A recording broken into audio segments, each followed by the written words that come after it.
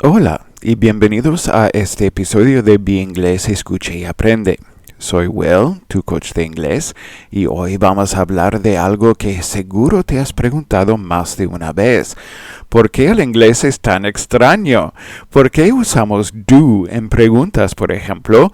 ¿Y por qué hay tantos verbos irregulares? Prepárate para descubrir respuestas que te sorprenderán. Antes de empezar, quiero compartir algo importante contigo. A partir de este episodio, nuestros podcasts serán mayormente en inglés. ¿Por qué? Porque sé que muchos de ustedes ya tienen una base sólida y necesitan más inmersión en el idioma. Pero no te preocupes, siempre voy a incluir explicaciones claras para que no te pierdas. Así que vamos allá. Y recuerda suscribirte y compartir este episodio.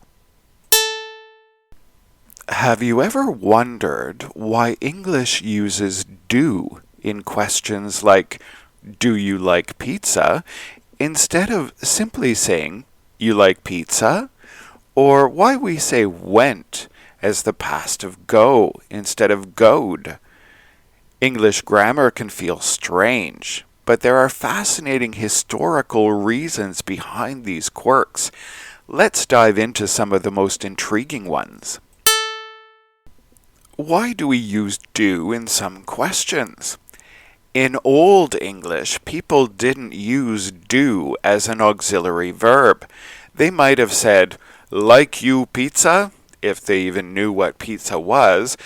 That was simple enough, but as English evolved, word order became more fixed, and questions started needing a little extra clarity.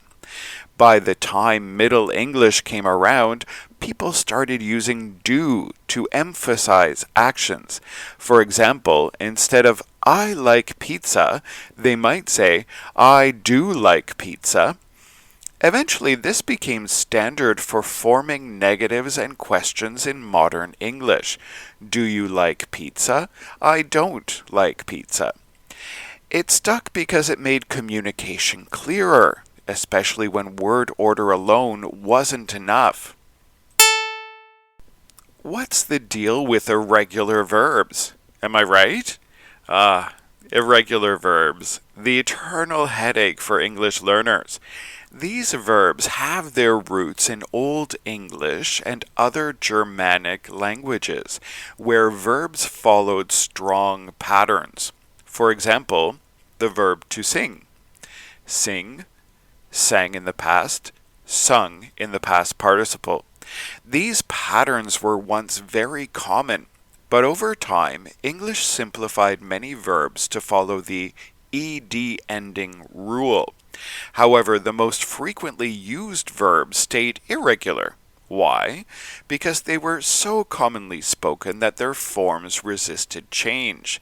For example, we have a regular verb like to walk. We have walk, walked as the past, and walked as the past participle. But an irregular verb like go would have been very common, so it kept its archaic form of go, went in the past, and gone in the past participle. So irregular verbs are like little time capsules, preserving ancient grammar. Why does English have so many exceptions? This is a question I hear quite often.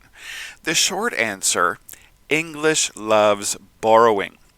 Over centuries, it has absorbed vocabulary and grammar from, among others, Latin, French, and Norse.